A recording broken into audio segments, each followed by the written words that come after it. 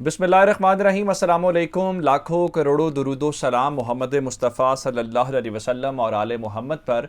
मैं हूँ उमर दराज गोंदल और आप मेरा यूट्यूब चैनल देख रहे हैं। नाज़रीन, आज जो सबसे बड़ी डेवलपमेंट है वो रूस से आई है और रूस के अंदर अगर ये कहा जाए कि तख्ता ही उलट गया है तो ये कहना गलत नहीं होगा। और पुतिन ने अपने इस पिछले 2 या ढाई हफ्तों के दौरान जो जंग के दौरान बड़े क्रिटिकल फैसले किए हैं, बड़े मुश्किल फैसले किए हैं, उनमें से शायद ये सबसे बड़ा फैसला है। और उन्होंने अपनी जो इंटेलिजेंस जो उनकी एजेंसी है, जो खुफिया इदारा है, उसके सरबराह को सिर्फ ये नहीं है कि ओहदे से हटा दिया है, शायद ये खबर छोटी होती, उसके साथ ही उसको गिरफ्तार करके हाउस अरेस्ट कर दिया है।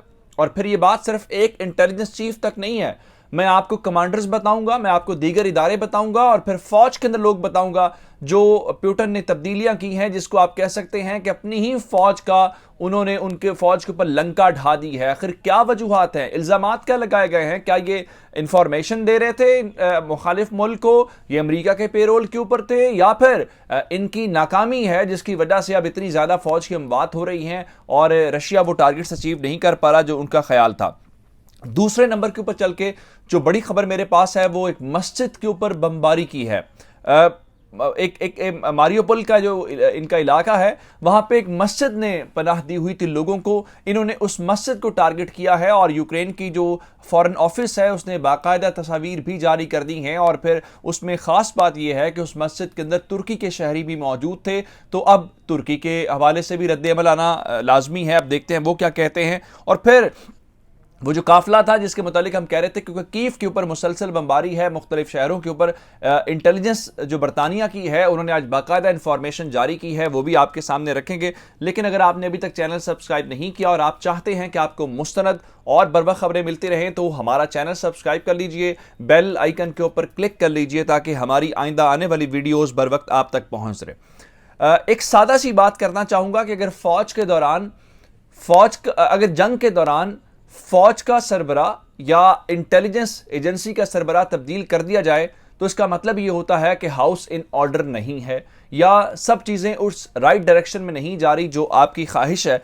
क्योंकि फौज का सरबरा, इंटेलिजेंस चीफ जो होते हैं, ये सबसे ज्यादा वर्क करने वाले, क्योंकि रशियन ये कह रहे हैं कि पिछले 1 साल से वो इस पूरे जंग वाले प्लान के ऊपर काम कर रहे थे, तो इसका मतलब यह है कि वो सबसे ज्यादा लोग होंगे जिनको इस बारे में इंफॉर्मेशन होगी हर चीज़ के मुतालिक। लेकिन अब इस सिलसिले में जो पुतिन है उन्होंने अपने ही इंटेलिजेंस चीफ को हटा दिया है, दीगर जो सरबराह हैं उनको हटा दिया है। इस बारे में मैं आपके सामने एक और बयान रखना चाहता हूं, फिर खबर बताता हूं आपको कि ज़ेलेंस्की जो यूक्रेन के सदर हैं, आज उन्होंने एक इशारा दिया था और इशारा ये था, उन्होंने कहा कि वो टर्निंग पॉइंट आ गया है, जिस टर्निंग पॉइंट की बुनियाद के ऊपर हम ये कह सकते हैं कि अब यूक्रेन की फतह यकीनी हो गई है।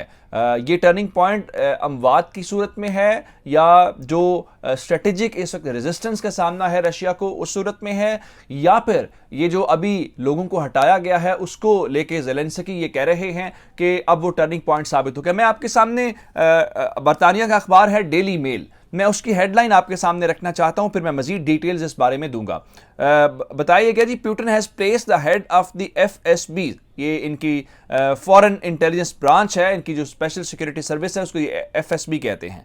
Putin has placed the head of the FSB's foreign intelligence branch under house arrest because he is furious at security services for failing to warn him that Ukraine could fierce resist invasion। जिसका मतलब ये है कि उनके ख्याल में कि रूस के सदर को जो मालूमात दी गई हैं वो मालूमात हकाइक की बुनियाद के ऊपर नहीं थी और उन्होंने नहीं बताया कि इतनी रेजिस्टेंस हो सकती है, उन्होंने नहीं बताया कि यूक्रेन की सलाहियत इतनी ज़्यादा है जिसकी बुनियाद के ऊपर वो गुस्से में हैं। और उन्होंने फौरी तौर पे जो इंटेलिजेंस चीफ है उसको अपने ओहदे से हटा के कहा है कि इसको अरेस्ट कर लिया जाए। अब सिर्फ इंटेलिजेंस चीफ नहीं है बल्कि जो उनके नायब हैं उनको भी गिरफ्तार कर लिया गया है। सरजी बेसिड हैं जी, 68 साल इस चीफ के मुतालिक जो है एफएसबी के चीफ हैं, लेकिन उसके साथ एंटोली बुलियोख जो हैं वो नायब हैं इस एजेंसी के। इन दोनों को ओहदों से हटा के इनको अरेस्ट कर लिया गया है। अब इसका ये गिरफ्तारी हुई कब है? ये गिरफ्तारी कल जुमे के रोज हुई है।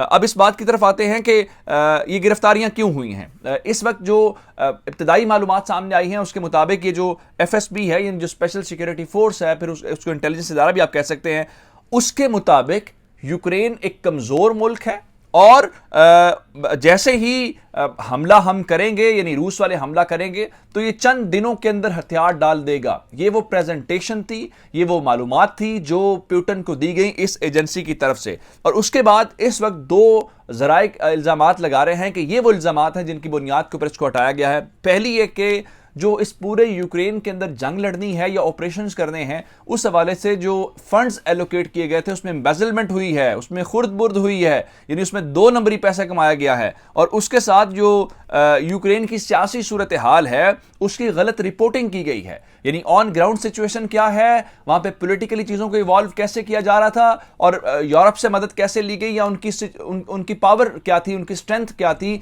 सदर को इस बारे में गलत जो है वो मालूमात दी गई हैं। अब हैरान इस बात के ऊपर होंगे कि पुतिन खुद भी इस एजेंसी के सरबराह रह चुके हैं और उन्होंने इस एजेंसी को वो समझते हैं कि अपने मामलात ठीक नहीं चला रही, इसलिए फौरी तौर पे उन्होंने कहा है कि ये जो लोग हैं इनको गिरफ्तार भी किया जाए और इनको हटाया भी जाए। लेकिन क्या बात सिर्फ इंटेलिजेंस चीफ तक है? इंटेलिजेंस चीफ तक नहीं है। मैं आपको बताऊं कि फौज के जो अहम जर्नैल हैं और जो अहम लोग जो इस जंग के साथ वाबस्ता हैं उनको भी इनके ओहदे से हटाया गया है। मैं आपको पहले चीफ ऑफ जनरल स्टाफ के मुतालिक खबर दे चुका हूं, क्योंकि उसकी तस्दीक नहीं हुई थी। यूक्रेनी और वेस्टर्न मीडिया उस खबर को चला रहा था, लेकिन बाद में हमने अभी तक चीफ ऑफ जनरल स्टाफ को पुतिन के साथ नहीं देखा। अब एक और मैं आपको खबर यह देना चाहता हूं कि जो सिक्योरिटी काउंसिल है उसके जो सरबराह हैं उनको भी हटा दिया गया है। और इसके अलावा रूस के 8 बड़े कमांडर्स, रूस की फौज के 8 बड़े कमांडर्स जो बराह रास्त इस जंग के साथ जुड़े हुए थे, जिन्होंने इन दिनों में जंग लड़ी है, लेकिन रिजल्ट्स हासिल ना होने की वजह से उन सब को उनके ओहदों से हटा दिया गया है। तो झाड़ू फेर रहा है पुतिन अपनी ही फौज के खिलाफ, जिसका ख्याल यह है कि वो जो रिजल्ट्स चाहिए थे, जो मर्जी की चीजें चाहिए थी, वो उसको नहीं मिले। अब मैं आपको कीफ और दीगर चीज़ों के मुतालिक तो आपको बताऊंगा, लेकिन सबसे पहले आज जो एक बड़ा जुल्म हुआ है, आपने देखा कि जब भी कोई जंग होती है तो इबादत गाहों के ऊपर हमले नहीं होते, लेकिन रूस की फौज ने आज वो चीज़ भी नहीं बख्शी और मस्जिद जो मुसलमानों के लिए एक मुकद्दस मकाम होता है उसके ऊपर बमबारी की है। और इस वक्त की जो इत्तलात हैं उसके मुताबिक मारियोपोल के अंदर एक मस्जिद के ऊपर बमबारी की गई है और इस मस्जिद के अंदर बताया गया है कि 80 जो लोग हैं उनको पनाह दी गई थी। चूंकि आपको अंदाजा है जब वॉर होती है तो लोग स्कूल्स के अंदर पनाह लेते हैं, हॉस्पिटल्स के अंदर लेते हैं, इबादत गाहों के अंदर, चर्चेस के अंदर, मसाजिद के अंदर, मंदिरों के अंदर, जो भी इस किस्म हर किसी के मानने वाले जो होते हैं, तो वहां पे उसकी वजह ये होती है कि दुश्मन जंग के दौरान उन जगहों को अटैक नहीं करता, तो ये वहां पे वो लोग छुपते हैं जो अपनी जान बचाना चाहते हैं, जो वल्नरेबल होते हैं, औरतें, बच्चे। तो यहाँ पे कुछ टर्किश सिटीजन भी मौजूद थे, लेकिन अब बताया गया है कि रशियन फोर्सेस ने यहाँ पे फायर किया है, यहाँ पे शेलिंग की है।